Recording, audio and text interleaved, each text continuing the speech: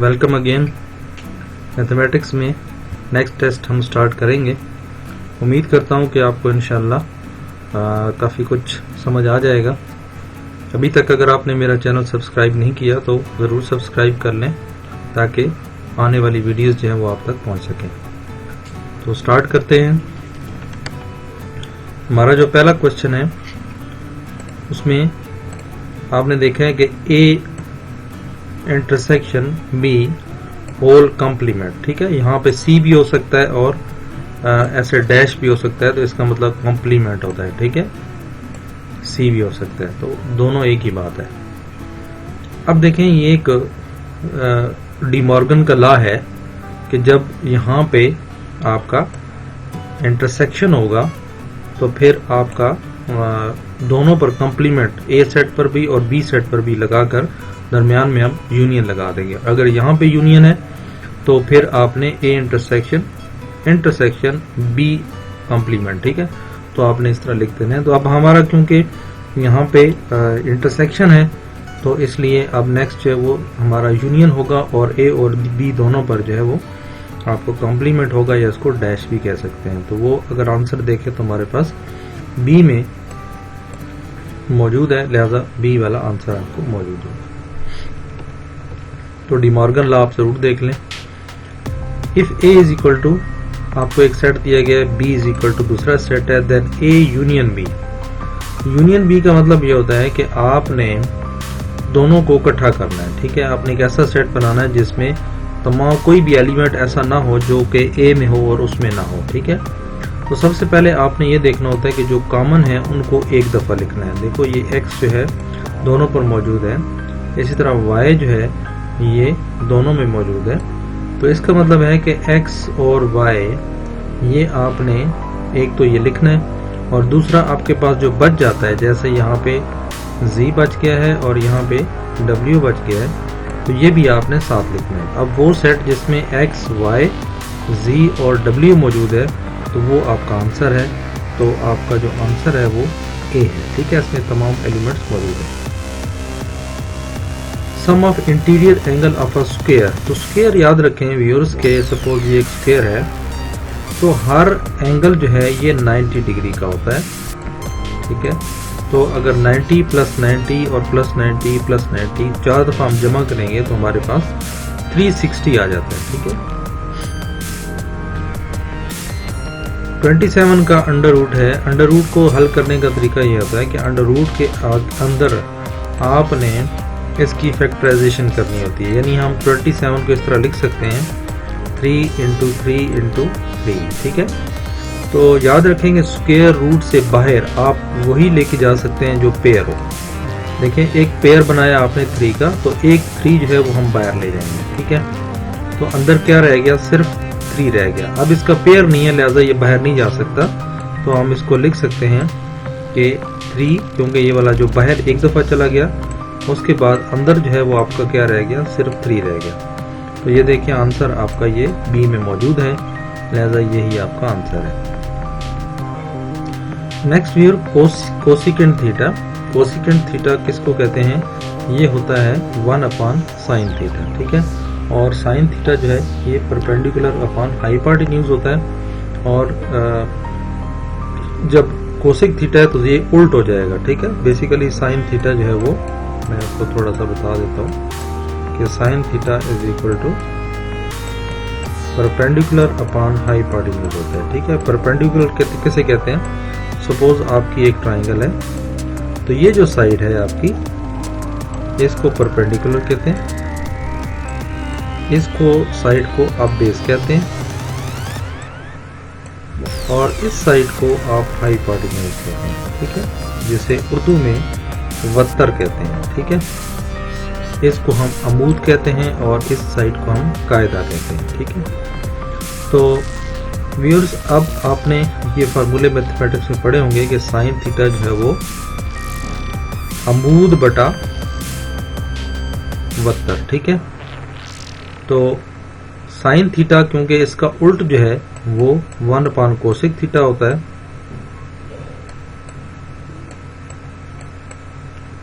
तो अब जाहिर है इसका उल्ट लेंगे तो हम P/H का भी हम उल्ट ले लेंगे, तो ये हाइपोटेन्यूज डिवाइडेड बाई P हो जाएगा, ठीक है, यानी hypotenuse divided by perpendicular.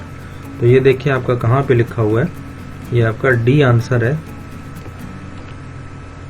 Next है, for matrix A is a singular matrix, इसका मतलब है कि इसको क्रॉस मल्टीप्लाई करके तो वो इक्वल टू 0 हम लिख सकते हैं, ठीक है। इसका मतलब है कि हम इस तरह लिख सकते हैं कि 24 minus 6x is equal to 0, ये हम लिख सकते हैं क्योंकि उसने बता दिया है कि this is a singular matrix. अब आपने यहाँ से x की वैल्यू निकालनी है, तो देखें 24 जो है ये आप दूसरी तरफ ले आए, ठीक है, इज इक्वल टू की दूसरी तरफ, तो इसके साइन जो है वो प्लस था, इधर आके माइनस हो जाएगा, और उसके बाद यानी आप इस तरह लिख सकते हैं minus 6x is equal to minus 24, ठीक है। या आप दूसरे लफ्जों में सिंपली 6x को इधर ले आए, ये माइनस की टर्म है, तो 24 इज इक्वल टू 6x आ जाएगा, एक ही बात है। तो यहाँ पे देखो माइनस माइनस से कैंसिल हो जाएगा, 6 जो है ये दूसरी तरफ डिवाइड हो जाएगा क्योंकि यहाँ पे मल्टीप्लाई हो रहा है, तो आंसर हमारे पास 4 आ जाएगा। तो आंसर ए जो है ये आपका आंसर है, ठीक है। log of 5 और plus log of 8 minus log of 3। तो व्यूअर्स याद रखें कि जब भी log के दरमियान माइनस होगा तो इसका मतलब होता है डिवीजन, ठीक है, माइनस होगा तो इसका मतलब होता है डिवीजन, ठीक है। और जब आपका मल्टीप्लिकेशन में होगा तो इसका मतलब है कि आपने log में प्लस करना है, ठीक है। मिसाल के तौर पर अब सबसे पहले आपने इस पोर्शन को हल करना है, तो log of 8 minus log of 3 का मतलब है कि log of 8 डिवाइडेड बाई 3, ठीक है, यानी log of 8 डिवाइडेड बाई 3, ठीक है। अब इसके साथ आपका क्या है, प्लस log 5। तो व्यूज याद रखें कि प्लस प्लस का मतलब क्या है कि ये आपका आपने मल्टीप्लाई करना है, ठीक है, यानी ये प्लस था तो मल्टीप्लिकेशन से प्लस हुआ, अब प्लस में थे तो प्लस से आपने वापस मल्टीप्लिकेशन की तरफ लेके आना है। तो इसका मतलब है कि ये जो 5 है ये आपका इस टर्म के साथ मल्टीप्लाई होगा, ठीक है, तो प्लस जो है वो खत्म हो जाएगा। तो log जो है वो आप लिख सकते हैं 8/3 मल्टीप्लाइड बाई 5, ठीक है।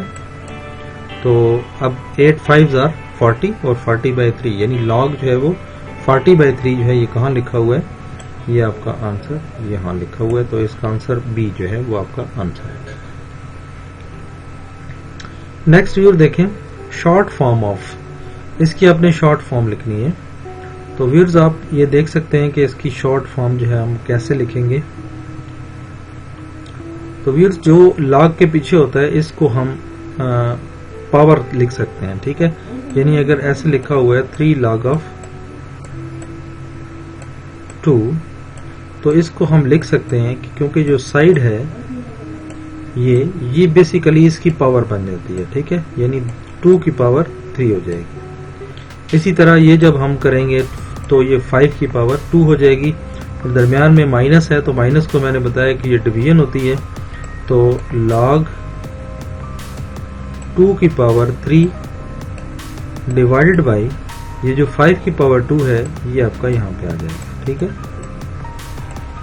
तो 2 को 3 दफा मल्टीप्लाई करें तो वो 8 होता है, और 5 को 5 से मल्टीप्लाई करें तो 25 होता है, तो log 8/25, तो ये आंसर आपका सी में मौजूद है, लिहाजा यही आपका आंसर होगा। नेक्स्ट व्यूअर है write down the set. Set को आपने सेट बिल्डर फॉर्म में आपने लिखना है। तो सबसे पहले देखना है कि ये सेट है किस चीज का, ठीक है। तो व्यूअर्स ये जो अगर आप देखें तो 0 से स्टार्ट हो रहा है, तो ये सेट ऑफ होल नंबर है, ठीक है। अब देखें या तो set of whole number C में है या बी में है या ए में है, तो डी में तो नहीं है क्योंकि यहाँ पे सेट ऑफ नेचुरल नंबर है, इसलिए इसका जवाब तो हो नहीं सकता। अब बात ये इस तरह सेट बिल्डर फॉर्म में लिखी जाती है कि अंदर वाले नंबर्स को आपने एक्सप्लेन करना होता है थ्रू इस तरह सिंबल से, ठीक है। और ये जो दरमियान में हम लिखते हैं x, इसका मतलब ये होता है कि एलिमेंट्स रिटन इन सेट, ठीक है। तो ये वो तमाम एलिमेंट्स जो इसके अंदर लिखे होते हैं सेट के, उनको रिप्रेजेंट कर रहा होता है। तो सबसे पहले हम लिखते हैं एक्स वाइल, जो स्टिक है इसका मतलब है वाइल, जबकि एक्स बिलोंग्स टू, इसका मतलब होता है बिलोंग्स टू, यानी इसका ताल्लुक है किसके साथ, डब्ल्यू के साथ। यानी आपका ये जो सेट है ये कोई सेट कौन सा है, सेट ऑफ होल नंबर है। तो यहां तक देखें सबकी स्टेटमेंट सेम है। एंड, इसका मतलब होता है एंड, ठीक है। एंड 0 आपसे स्टार्ट करेंगे क्योंकि फर्स्ट डिजिट आपका 0 है। तो हम कह सकते हैं कि 0 इज लेस देन और इक्वल टू x, यानी x की वैल्यू या तो 0 हो सकती है या फिर 0 से बड़ी हो सकती है। तो इसका मतलब है कि ये तमाम सारे आगे तक आपके नंबर इसमें आ जाएंगे। फिर जो आप x की वैल्यू रखेंगे, लाइक 3 रख देते हैं, 4 रख देते हैं, 5 रख देते हैं, तो ये तमाम नंबर्स क्या होंगे, लेस देन और इक्वल टू 100, यानी वो या तो 100 के बराबर हो सकते हैं या फिर 100 से लेस हो सकते हैं। तो पहला आंसर ही आपका ठीक होगा, क्योंकि नेक्स्ट में देखें तो हमारा यहाँ तक तो ठीक है, लेकिन हम कहते हैं x की जो रकम हम रखेंगे तो वो 100 से बड़ी या इक्वल होगी। तो 100 से बाहर तो हमने जाना नहीं है, हमारा 100 तक स्टॉप हो जाना है। तो इसी तरह यहाँ तो स्टेटमेंट ठीक है, लेकिन 0 इज ग्रेटर देन x, तो ये स्टेटमेंट ठीक नहीं है क्योंकि 0 तो x से छोटा होगा, ठीक है। और इसी तरह अगला आंसर वैसे नहीं हो सकता, तो इसलिए आंसर आपका ए जो है वो ठीक है। नेक्स्ट है if sum of two numbers is -13, like if मैं यहाँ पे एक नंबर लिखता हूँ और दूसरा नंबर यहाँ लिखता हूँ, तो उनको मैं जब भी सम करूँ तो आंसर मेरे पास -13 आना चाहिए। और कहता है कि जब इन्हीं को मैं मल्टीप्लाई करूँ तो फिर मेरे पास आंसर जो है वो -30 आना चाहिए। तो व्यूअर्स आप देखें कि अगर हम 15 और 2 को लिखें तो मल्टीप्लाई करने से तो -30 आ जाता है, लेकिन प्लस करेंगे तो वो +13 आता है, -13 नहीं आता है। और अगर हम b को देख लें तो b जो है आपका बेहतरीन ऑप्शन हो सकता है, क्योंकि -15 से 2 निकालेंगे तो -13 बचेगा और मल्टीप्लाई करने से -30 आता है, तो लिहाजा ये वाला आंसर आपका ठीक है। फैक्टराइजेशन ऑफ, ये बेसिकली फार्मूलों से हम चल रहे होते हैं, तो फार्मूले आपने याद रखने हैं कि ये फार्मूला हमारा बेसिकली कौन सा यूज हुआ है, a² - b², ठीक है। तो मैथमेटिक्स में आपने पढ़ा होगा कि ये फार्मूला क्या होता है, तो मैं आपको बता देता हूँ, a + b और इंटू a - b, ठीक है। ये कब हम लिख सकते हैं, जब ये रकम b वाली स्क्वायर की फॉर्म में हो और ab² फॉर्म में हो। तो हमारे पास अब a की पावर 4 है, तो इसलिए a की पावर 4 को मैं इस तरह लिख सकता हूँ, स्क्वायर की फॉर्म में फिर स्क्वायर, ठीक है, स्क्वायर का स्क्वायर मैं लिख सकता हूँ। तो b का स्क्वायर और होल स्क्वायर जो है ये भी मैं लिख सकता हूँ। तो अब मैं ये देखें, ये पूरी टर्म जो है जो अंदर है ये आपकी a है, ये आपकी b है। तो जहां पे मैंने a लिखा वहां पे मैं क्या लिख दूंगा, a² + b², क्योंकि b जो है वहां पे b² है, और इसी तरह a² - b²। तो ये देखें कहाँ पे लिखा हुआ है, तो ये आपका फर्स्ट जो है ये आपका आंसर है, ठीक है। नेक्स्ट व्यूअर, x की वैल्यू दी गई है और x² + 1/x² जो है ये फाइंड आउट आपने करना है। तो इसका मतलब है कि x, ये थोड़ा सा लंबा क्वेश्चन है, इसलिए इसको पहले स्टेप में छोड़ दें, आखिर में जब टाइम हो तो फिर आप ये सवाल करें, ठीक है। तो याद रखें कि जब भी आपके पास x की टर्म मौजूद है 2 + √3, तो इसको हल करने का तरीका ये होता है कि इसको पहले 1/x की कीमत भी आप निकाल लें, ठीक है। तो 1/x देखें, इसको मैंने उल्ट कर दिया, तो इसको भी मैं उल्ट कर दूंगा, 2 + √3 कर दूंगा, ठीक है। तो व्यूअर्स, हमारा कोशिश करते हैं मैथमेटिक्स में कि बटा से नीचे जो है वो स्क्वायर साइन ना हो, इसलिए हम इसको मल्टीप्लिकेशन कर देते हैं और डिवाइड भी कर देते हैं सेम नंबर के साथ, ठीक है। सॉरी, ये मैं यहाँ पे इसको हटा देता हूँ, यहाँ पे 2 यहाँ पे -√3 के साथ और 2 - 3√3।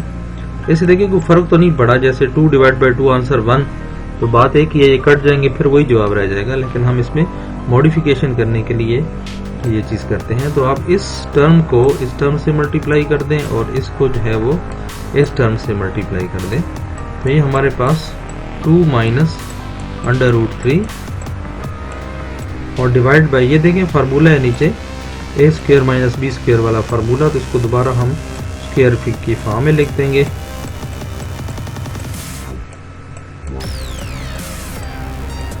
तो ये देखें स्क्वायर जो है ये अंडर रूट से कैंसिल हो जाएगा, 4 माइनस 3 नीचे 1 आ जाएगा और ऊपर जो है सिर्फ 2 माइनस अंडर रूट 3 रह जाएगा। अब ये x 1 अपान एक्स की वैल्यू निकल आई। तो व्यूअर्स हमने निकालना है एक्स स्क्वायर प्लस 1 अपान एक्स स्क्वायर। तो सबसे पहले हम x प्लस 1 अपान एक्स जो है ये वैल्यूज हम फाइंड आउट करेंगे।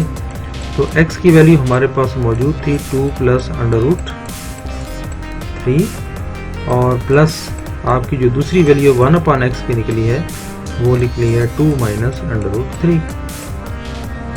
अगर आप इसको देखें जमा करें तो ये कैंसिल हो जाएगा, 2 प्लस 2 4 हो जाएगा। ठीक है, अब हम दोनों तरफ स्क्वायरिंग करेंगे। ठीक है, तो अब आप वहां पे आपने अपने तौर पे स्क्वायरिंग कर लेनी है। तो यानी a प्लस बी का होल स्क्वायर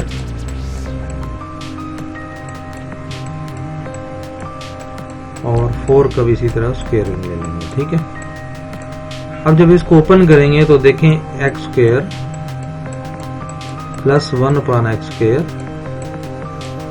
और प्लस 2ab, 2 जो है वो आपका x है, a जो है वो आपका x है, b आपका 1 अपान x है, ये 2ab आ गया और इज इक्वल टू 16। ठीक है, तो ये देखें कि x x से कैंसिल हो जाएगा, ये 2 जो है अब ये प्लस है तो ये दूसरी तरफ जाएगा तो -2 हो जाएगा, तो ये आ जाएगा आपका 14। ठीक है, तो व्यूअर्स आपने देखा कि हमने वैल्यूज निकालनी थी एक्स स्क्वायर प्लस 1 अपान एक्स स्क्वायर। ठीक है, तो इसकी वैल्यू आपकी निकल आई 14। नेक्स्ट व्यूअर्स चलते हैं, in a triangle one angle is of angle. एक ट्राइंगल में एक एंगल जो है वो एटलीस्ट राइट एंगल ट्राइंगल होता है, इसलिए इसमें राइट जो है आपका राइट आंसर है। नेक्स्ट साइन 30 है, साइन 30 की वैल्यू जो है ये आपको पता होना चाहिए कि 1/2 होती है। ठीक है, ये टेबल मैथमेटिक्स में मौजूद है, किसी बुक में भी आप मैट्रिक की बुक उठा लें वहां पे मिल जाएगा आपको। फैक्टर्स, फैक्टर्स हैं ये किस तरह आप निकालते हैं, इसको मैं आपको थोड़ा सा तरीका समझा देता हूँ। एक्स स्क्वायर माइनस 5x, ठीक है, आप इस इक्वेशन को आप लिखेंगे। अब आपने इन दोनों टर्म्स को मल्टीप्लाई करना है। ठीक है, इन दोनों टर्म्स को मल्टीप्लाई किया तो मेरे पास आ गया आंसर 6x स्क्वायर। ठीक है, अब आपने इसके दो पेयर्स बनाने हैं। ठीक है, जिनको अगर आप प्लस माइनस करें तो वो जवाब आपका -5x आ जाए, और अगर मल्टीप्लाई करें तो आपके पास आंसर जो है वो 6x स्क्वायर आना चाहिए। ठीक है, तो व्यूअर्स अगर हम ये देखें कि अगर हम यहाँ पे 2x लगा दें और यहाँ पे 3x लगा दें, अब दोनों को मल्टीप्लाई करने से 6x स्क्वायर तो आता है, लेकिन जमा करने से +5x आता है, लिहाजा हमें -5x चाहिए, तो हम दोनों को माइनस कर देंगे। ठीक है, अब देखें कि -2x प्लस -3x तो -5x आता है, और अगर इन दोनों को मल्टीप्लाई करें तो माइनस इंटू माइनस प्लस और 6x स्क्वायर, तो हमारा 6x स्क्वायर गया। ठीक है, आपके पास दो फैक्टर निकला है, -2x और +3x। ठीक है, तो आपने इसकी जगह पे -5x की जगह पे ये दो फैक्टर यूज कर लेंगे। ठीक है, यानी x स्क्वायर, ये आपकी मर्जी होती है कि आप पहले -3x को लिखते हैं या 2x को लिखते हैं, यार काफी ये आपकी विल एंड विश है, और उसके बाद प्लस जो है ये वाला 6 जो है ये आप लिख देंगे। ठीक है, तो आपने देखा कि इसकी जगह पे मैंने क्या लिखा, सिर्फ ये जो दो टर्म्स हैं, दो फैक्टर्स, 5x की जगह पे मैंने ये लिख दी।